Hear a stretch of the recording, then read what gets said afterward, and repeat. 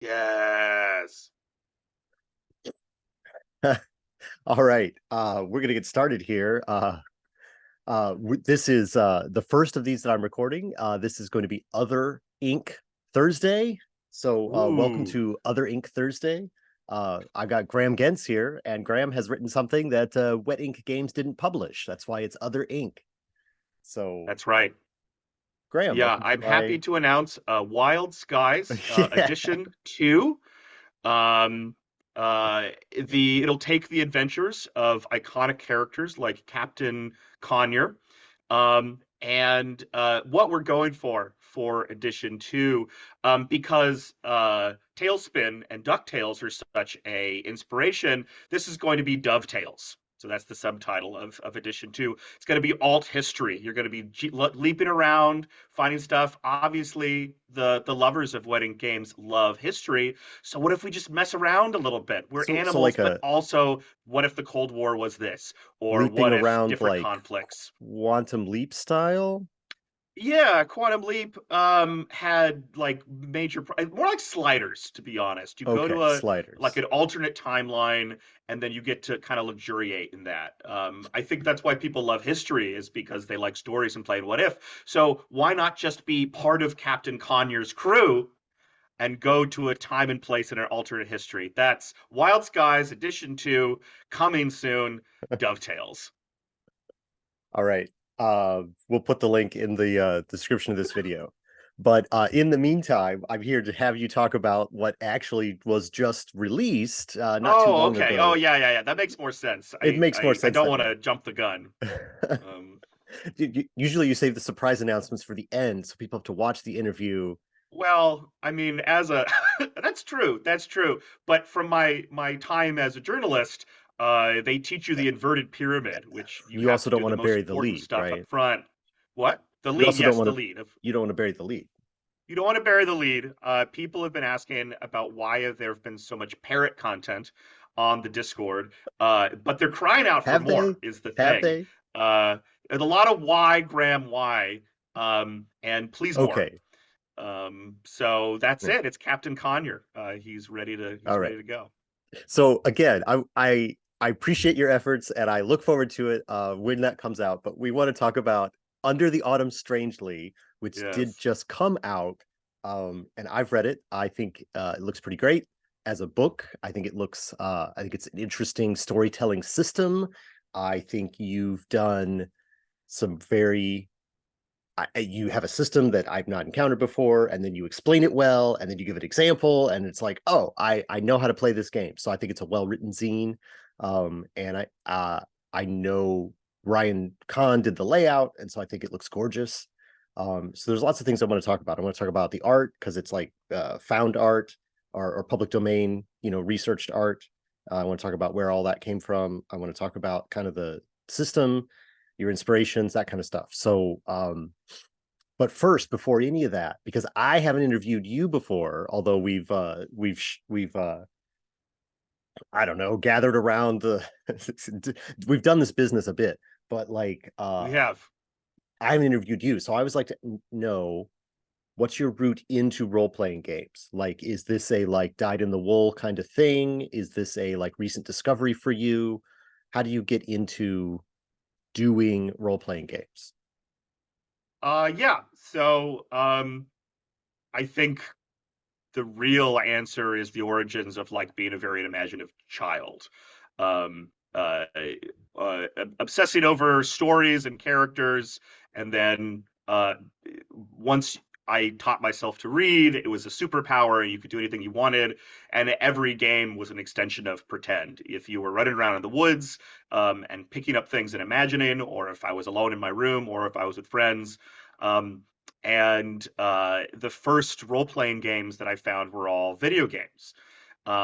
And at some point, um, I am lucky enough to have a very nerdy older brother. So he gave me a conduit of things when I was young, pretty young. So elementary school, middle school, and so when third edition D&D came out in 2000, my brother and all his friends kind of dropped all their AD&D stuff they were doing and were curious, and I was allowed to kind of hang out a little bit and check things out. And then immediately turned around and took my stuff to sixth grade and started like showing it to kids and teaching them and having some really horrifically bombastic learning experiences of trying to teach eight sixth graders one very simple two-room D&D dungeon. Um, When you and just never yourself getting had tired of it. only when you yourself had only seen other people do it, right? Well, yeah. The idea of like there's a single I've told this story on Desks and Dorks, but essentially it was a one room and like eight PCs, and one of which was my close friend who'd played once before. And he Oh. tried to cram in this door, and everybody else was stuck. It was on a grid, and so I was not doing theater of the mind yet. And they said, "Well, what can I do? I can't get there," because they're looking at the map.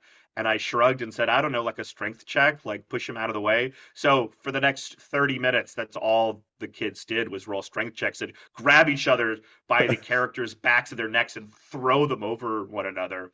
My friend squeezes through the front, gets surrounded by goblins. So he's surrounded by goblins in the front and surrounded by a bunch of idiots behind him. He can't move, and while people are throwing each other around. Um, I did this I mean, for a this couple years until I was like, what else is there? And then I was off like a shot. I was exploring, looking for weird other systems, anything that I could find. I loved Fallout 1 and 2 in middle school on the PC.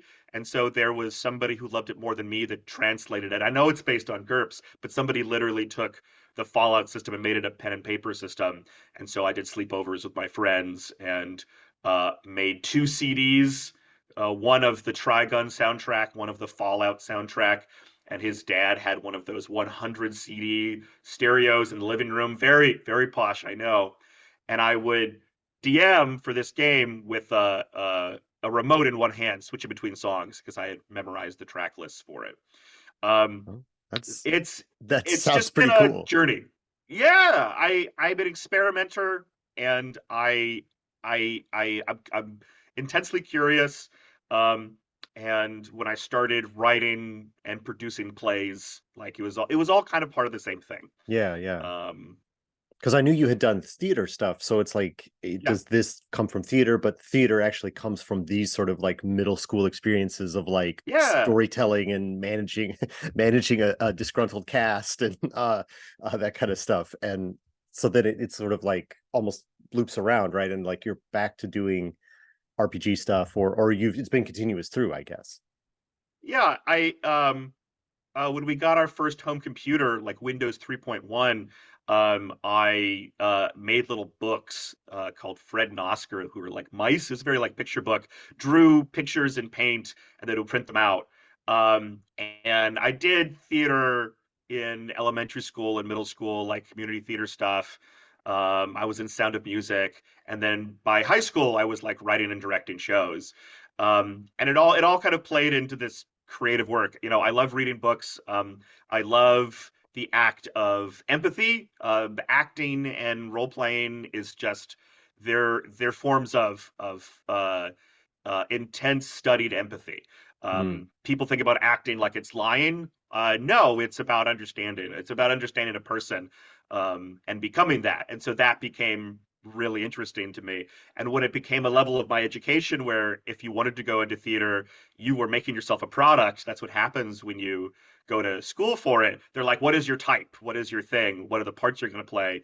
I immediately lost interest and then studied writing and physics instead. So Yeah. I think I took one theater class in college and I was like, oh, everyone here is way more into this than I am. Like I was like the big dog at the high school, but then you go to college and uh-huh. it's like, oh no, no, no, no. I am a nobody here. Like, so that was sort of like maybe I don't want to be in the theater in that way, you know. I it So it shifted for me because as I got older, it became more like, why am I here? Why am I showing up? So really, it was about like creating activist art and political action and other things that blend into my interests. My interest in community building now in the RPG space is all part of that as well. I I didn't need to be on stage because I wanted people to pay attention to me. I loved the process of learning a part and words and thinking about a person and becoming that. And I discovered over and over and over again all these different things I was doing. Role playing games was like the fastest way to get art and interact with people and collaborate. And essentially, oh, I have this idea, this spark. How do I get it? Well, I could write a show and then get it approved and then direct it and then, do that. Or I can see how many of my friends want to show up tonight. We all squeeze into one room and then we hang out for 3 or 4 hours and then we're like, wow. And then we get to go home and think about it deeply.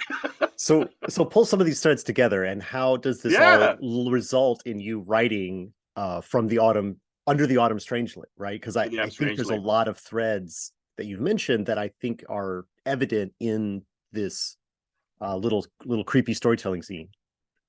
Yeah, so it's all related. And I think the core idea is how intensely curious I am about um, style, system, and intent.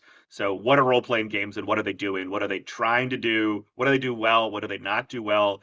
And what are the elements of our community that treat them like a folk game? I didn't know how to play role playing games. Nobody does. But you kind of watch actual plays nowadays and, like, oh, this is how you're quote unquote supposed to do it. Um, and this has always been really unsatisfying to me. So I was always drawn to games that were experimental or played with structure more than this hierarchical, I'm the storyteller, I subject the story on you, you're just a passive observer. What do you do? And so that comes into things like GMless systems that I adore, things that when I started designing games, I have described my style as I don't really like canon, but I like making buckets. I say, this is this bucket, this is what this is for. Your job is to fill it up with your things. And then there's this bucket, and then there's this bucket. How do you fill it up? Uh, the magic that I've seen at the table is when people have ownership over the story, the characters, the beats. These are the things that people remember forever and go back to, and why this stuff is really special. This hobby is so, so, so, so special. So, um, the major inspiration for Under the Autumn Strangely is Over the Garden Wall, which is a short adult animated miniseries. It came out a few years ago. It's 10 episodes, each one's about 10 minutes long. But what happened was it aired, and then slowly but surely, over and over and over again, it's just built this cult following. And I've been fascinated by the number of different conversations I've had with people about it. I'm a creepy lad. I like spooky stories and horror games and movies and stuff. And so the stuff that appealed to me in it was the stuff that was like unsettling. But then I spoke to who eventually became my cover artist, the wonderful Shenza Deldana, uh, talked about how cute it was, and I thought about that, and I said, yeah, that's true, it is. Um, and the last piece of the puzzle for me was thinking about again these role playing tables. And what happens when PCs and a facilitator, if it has one, are not on the same page, if they're in fact arguing about things. I am exhausted by the memes of, oh, the PCs don't do what I want, and the woebegone DM that has to throw away their whole map, and because all the PCs want to do is make a lemonade stand. For me, the lemonade stand is the game, and that Right. is a failing of the facilitator. If you had listened to your PCs, you would have realized that there's something exciting going on, and by ignoring them and blaming them, you're actually missing the experience of the game. So I Yeah, wanted I mean that it's total all clash to be. I wanted to run towards it, not away from it, basically. it's I mean sometimes you do want to sit down. Sometimes players do want to sit down and be led through a story, Yeah, then so like absolutely. it's not wrong, it's just that, yeah, you have to It needs set to be those. agreed. It needs to be Agreed, that's what I said, understood. like, yeah, you have to level set at your table about what you're trying to Yeah. do. So who is your game for then? Because it's not that kind of game at all. Like it is it I don't know if I would say that it's strongly improvisational, but it is like there's no plan until Each of the elements, you've got three kinds of characters, sort of characters, not really characters, three elements to the story, buckets, I guess, as you said. Um, one is describing the environment, one is describing a traveler, and one is describing the terror that menaces the countryside and the traveler. And each of them has a responsibility to add those elements to the story. And then there's like a little diagram of a paper rock scissors style mechanic of like this person can yes and these other people, but can say no the other way around, so that you have each have spheres that you're in control of, and then also like responsibilities to add to your bucket, I guess. I'm continuing to use your words that you said, but then also like no, that's too dark, man. We're not going there. Or too boring, or no, I don't travel there. Whatever. There's like this storytelling relationship. So it takes at least three, right? But how many? Yes. What's the Three to like six three to is what six? I've done, because it is a pretty exciting experience to share one of these roles with somebody else. I've had fun in the past co-DMing games with things that, along in college, I had this very, very many Call of Cthulhu and Vampire the Masquerade games. And again, this like chasing of pointless theatricality. Um, I had one game where I conspired with one of my players where in the middle of this exciting moment, we just both stood up from our chairs at the same time and switched places, and then he started DMing. And then he did like a one shot in the middle of it, and then we switched back. um, and so the idea of having two terrors of people, if you're a villain, you have somebody to share the brooding plots with. And as the Arcadian, which is the closest thing to a traditional MC, you're looking for these broad strokes of kind of a tone. And so listening to somebody who's your partner directly in addition to the table adds really, really interesting dynamics. Um, but your question is, who is this for, right? Yeah, That's yeah. what you asked initially. It did, but like pitch it to it. I mean, I've described the mechanics. We've talked about Right. it being, you talked about inspirations, but like who should play this game? Who did you know, is it just, I mean, I don't want to be dismissive, but like, is it just for Graham? Graham wanted to make this game, and so now the game exists, or is there, who's your ideal player for the game? Yeah, I definitely do try and write games that function mechanically in the way that I want them to be. So in that case, they're sort of for me. But the bucket thing is about presenting methods for people. That's why I don't like canon, because I want people to have their own games and their own table. Even though I'm writing it, I'm really excited at the idea of ownership at the table by the players. Who is the game for? So yeah, it is improv heavy. If people are curious about other kinds of games beyond structure, there's plenty of GM-less games which are really inspirational to me. Things like Fiasco, things like For the Queen. Um, these are games that are, no prep and are asking you to kind of free associate in order to create. Um, these are the golden moments that I'm looking for. Last night, I had there through the Kickstarter. There have been these special learn to play sessions that backers could get, and I ran one last night. And I they had me be the Arcadian, which I haven't been in a very long time. Um, and I was playing a talking scarecrow, and they were trying to find the next town. And they asked the scarecrow, "Well, how far is the next town?" This is nothing I had considered beforehand, because all I was doing is focusing on this moment and this field and the visual and sensory descriptions of what's going on. And so what came out of my mouth as the scarecrow was a skip and a twirl. And immediately the traveler was like, "Oh, I hate everything about this," in like an amusing way. They were stuck in this other world they didn't Right. understand. And that became the whole thing for the rest of the game. Was this is how you got from place to place, was like these elaborate sort of physical movements. Which I seems didn't plan fitting that. I for wasn't like a thinking weird about other that. world. Yeah. So I think my game is for people who like to freely invent.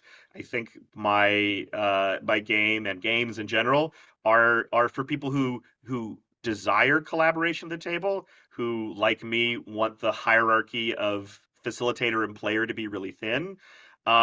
I love a good DM and I love being a player because it focuses what you do.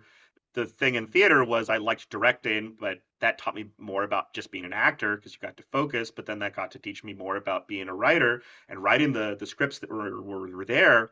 Um, but being able to share that space and create it and constantly be surprised by it, but also feel like you have a piece is if that is as appealing to you it is for me, then you can play my games. Do you you've mentioned a couple times that you don't like canon. So like in the context of your game, just to kind of make sure I understand exactly what you mean, it's like if you were to have like the last page of the book has like, okay, and then here is like Saint Bernardus's cemetery, and this is the stats about it, and you could find it anywhere in your world, but when you find it, this is what it is. Or Yeah. like here's, the rag man, right? And he's 20 feet tall and he's covered in all these things, and here he is, and these are his motivations. Those things are like set down by you as the game designer as like solid elements of an otherwise nebulous world. You're like, no, I don't need any of that kind of stuff. It's just all free form, right? Is that what you mean by like you're not really into canon, you're more into Yeah, that like yeah. free association? Yeah, very much so. It's for a couple different reasons. One is as a player, as a consumer, like I'm somebody who goes to these indie cons and rolls up and be like, okay, what's the new thing by what's at IPR? What's Wedding Games doing? Like I play these games and love them. And so I'm always curious what's there. And so at my home table, when it's not about business and I'm doing things, those kinds of pages don't do much for me. I'll look at them and will largely ignore them. Or in the rare case that they're there, I feel like what they do is they produce kind of an insecurity in players. People feel like there's a right and wrong way to do it. They need to do it this way. If I don't get Ragman just right, oh no, something's going to happen. Um, I intentionally in the text of the book, it's all actual play. It's like a good third of the book. Yeah. And in it, I spoilers appear out of a rift in space and time to tell the players it's okay and they can ignore anything I've said, and then I vanish. Because this was important to me for a couple different reasons. One, I love this idea of, oh no, the board game police or the gaming police, you're doing it wrong. But also, like, there is no authority. The text is a tyrant. Your game is your space. It's the natural progression of the buckets. Um, I want people to fill up their own stuff, and if I say you have these buckets, but you gotta have Ragman, then I feel like I'm not doing my job or my service to the philosophy I'm trying to teach. And also, I love Ragman. I didn't come up with Ragman, but now you own it. It's yours. And Right. if we were to play our game and it would be about Ragman, I'd be like, oh man, remember that one time that Matt didn't do anything, but he made up Ragman? Oh yeah, yeah, yeah, yeah. And that for me is the most exciting stuff. Right. Yeah, because those are just two things that I just pulled out of the air from Exactly. whatever reason or whatever. So like there is a magic in that sort of like Uh-huh. it's stone soup kind of thing where it's like everybody's Yeah. pulling their elements together and then it's greater and ideally it's greater than the sum of its parts. Stone Soup is an interesting metaphor too, because Stone Soup is a lie. But uh, it's but it's it's such a funny metaphor to make.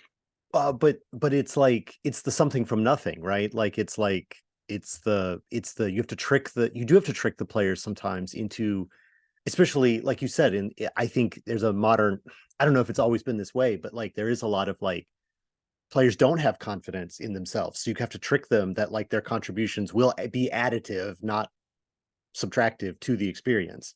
And I don't know, I think it's an apt metaphor, but um we don't have to I talk love about me. rotating games. One where scene to scene, you're asking one person to kind of take the role.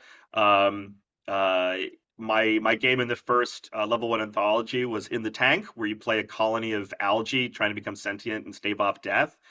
And each scene, each round, a new person is the DM or Dave Master because somebody's outside of the tank named Dave. Nobody knows anything about Dave. And I break down what I think the role of a facilitator is, which is come up with a conflict, present it to the people. And because you're algae, it's things like the water is cold, or there's a new thing in the tank, or it's a little saltier today. What do you do? And players are like abstract concepts within the algae, like length and green and um, big. And so, size is like, I think we should get bigger because it's too salty. And so that's what I was imagining for the game. But every scene, you roll some dice and then you narrate and you decide what happens, and then you move the story along. Um, I want people to be empowered in this space. I Yeah. want people to feel like they have the ability. And that's one method is saying, yes, you are important. I'm giving you the talking stick. We're all going to listen to you. The other thing for things like Under the Atom Strangely is saying, yes, there are three roles and they all have narrative agency, but is equal and equally important. Yes, one person is the world, and yes, one person are the ordinary people lost in it, and one person is taking the brooding, growing horror just beyond what is visible. But each part is equally important, and what happens at the table is the unexplainable magic of people listening to each other and creating a story. So That's a good pitch. I do want to talk briefly about the look of it as well, because I think I'd seen the cover obviously because you mentioned the cover artist, and like the cover is was part of the crowdfunding campaign in the first place and stuff like that. But then like to get it, and then it's like it's full of old timey looking art, which is fit to the sort of the theme of this other world of sort of a I don't know, a pastoral Americana sort of feel. But then it's all toned like orange and yellow, and it has these like scrolling borders and stuff like that. Floral decorations, which probably also came from the the same sources of like the public domain art that you got. Um, Talk a little bit about that design process. Like, did that come from you or your layout person to make it look all that way? yeah. So I was very lucky because I have two very talented collaborators. Um, uh, I I've I love Pinterest, and so that was the first start for the Kickstarter campaign. And so I was talking to Shenza about the kind of things that I wanted, and so the conversation ended up with, okay, Graham, make a giant Pinterest board of things that you like. And I said, okay. And I did that. I looked at thousands of images and came up with something and gave it to her, and she produced the cover, which I think is a huge part of the success of the Kickstarter, is that people saw it and said immediately yes. So that is, I can spin only so many words and be so charming with my pitch, but the ability and the power of these images is so strong. And Shenza has her own work, her own game that she is co-creating called The Door Locks Behind You, which is a Karn hack of Zelda. It's also fantastic art. So when it came into the art direction side, the idea was, how am I going to continue this style? And so there are plenty of resources, really incredible resources. Pixabay is one of my favorites. A bulk of the interior art came from two sources. One is oldbookillustrations.com, which is exactly what it sounds like. Yeah, And so yeah, again, it's a good I URL. looked at thousands of images and then picked the 30 that I liked, and I shared them with the one and only Ryan Kahn, an incredible designer and writer in his own right. Because we're both at this stage of teaching ourselves graphic design and layout. It's incredibly useful to have somebody along with you along that journey at the same level, doing their best and innovating and being curious. And so I did a breakdown of all these images. I said, okay, there was a small paragraph written for each one. This is why I like this one. This is what it's trying to tell me. And then Ryan read them all and said, okay, I think I understand your process and why these are appealing. And then largely he then picked which images would go where, and we were fully collaborative the entire process to the point where I was worried that I was overstepping my bounds. Uh, but he was incredibly excited to have me so involved. He's my close friend, and so the idea of being having a professional relationship with your friend, I know you experience. It's new to me, and so I was worried about at what point is there a professional relationship, what point is a personal one, and luckily, uh, we were communicative enough that the whole thing worked really well, and so it evolved really nicely. It was one of those things where the last 5% seemed to take um, as much as more than Oh, half of it combined. that Um, that is the way it always is. That I've been at my progress bar has been at 98% on my current project. Woo! Feels like for months. It's Yeah. about to get there, but it's there's The still more work to other do. the other piece where a lot of the art came from was this insane book that Ryan found online. This is not my story to tell, but I'm going to do it anyways. He was thinking about Geodude, the Pokemon Geodude, and he wanted to see what a human Geodude would look like. And so he started Googling That's things like cursed knowledge. human, yeah, human face in body with arms coming out, muscly guy. And he found a couple images and said, "What the hell is this?" And he found this book of monsters, this like 1,000-page Italian treatise from like the 16th century. And I said, "Well, this is great." And so I looked through every single page and I annotated the like 100 I liked the most, and then I whittled it down to like 20. And so a lot of the weirder or more subtle images in there, some were way too horrific. I liked them personally, but they were too horrific for what I was trying to communicate with the book. Because Um, there's a uh, gentleness to the horror yeah, in yeah, Under the Autumn Strangely. exactly. Yeah. Um, so it's things like that. I find that for anybody who wants to go do work like this, um, and it's just you, right? Obviously, throwing the AI art conversation completely outside and being like, no, I have no interest. Yeah. Uh, uh, Paying people for their work, particularly if they're starting off, is vital because people need to know that they have value. And in capitalism, you are taught that you do not have value, that you're interchangeable. So that's vital to me, and what I want to do as I continue to work. Um, and instead of making AI art, you can find plenty of resources to use as well, and still express yourself, which is what I was curious about. It wasn't finding pieces and feeling like that's good enough. Hmm. I feel like I was still able to go through a process where I was expressing something that was only internal, and then all of a sudden I have this thing which now represents this thing that is more or less out of my head because I had it and it was only for me, but now I get to say, here, I want you to own these buckets now. These are your buckets, please. Please fill them up with your ragmen. With your ragman. All right, we don't have too much time left, so I want to ask you one question, but only if you could answer it quickly. Um, this is the I would first die for project. Captain Condor, yes. Yeah, yeah. That's well, thanks for that extra one. The This is the first project that you've done that's like you're in charge from start to finish.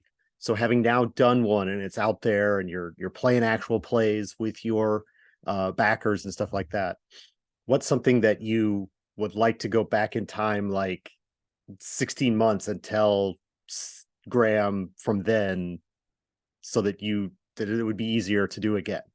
I mean, obviously there's I it what's was the it was biggest a learning? toll. Sure. I mean, I think that the biggest toll is on this combination of imposter syndrome and mental health. And so the idea that like you feel alone even if you're not, your brain is very good at telling you that things are bad. And so I why I loved working with talented, lovely people is because they can help give you context. If your nose is pressed so closely against the glass, Mm. you don't have the context or distance to really know anything. And in that last 2% that you were describing, I had no idea if what I had was good or bad or awful or um, readable. Was I overthinking things that I was thinking it? Um, the the thing I would tell myself at any stage, because this is good advice at any stage, would be that everything's okay. It's going to be okay. You're going to be okay. that the project is good, to trust in the work, and once it's out and once you have something and you have a few deep breaths, at that point you can start to try to assemble some kind of critical self-eye. But right now is not the time. Now is not the time for that. Oh, Everything's okay. yeah. That's what I would want I myself that to is good think. advice. Thanks. Uh, all right. So tell people where they can get this game and find you on the internet before Yeah. we get out of here. So the backer kit um, pre-order store is still up until I get the physical books, which will be on my doorstep in less than a week. I've just gotten a message last night about the printer being done, so it just has to hit there and get there. I'm going to have books to send to people. Once Nice. that's there, I'm going to close down the pre-order store, but it is available right now at my itch, which is Graham Gentz, itch.io, and you can find Under the Autumn Strangely right there. All right. And if they want to follow you on the internet, you got other places that you are on the internet? Yeah, the blue sky is the new hotness. Most places, I am this maybe Graham. I have all but abandoned Twitter because it's awful. And on Instagram, occasionally people will tag me on things. I am Board Game Ambassador.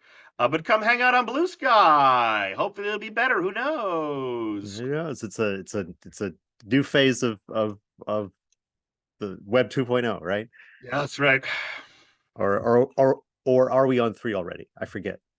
Who Um, knows? who It's an knows? Ouroboros of self-eating, endless social media. All right. Graham, we're out of time. I have really enjoyed talking to you today, and thank you for being on my little show. And we'll see you around on the internet and at the cons and all those places. Thank you, Ragman. I appreciate it. That's right. I'm 20 feet tall. You'll see it when I stand Oh! up.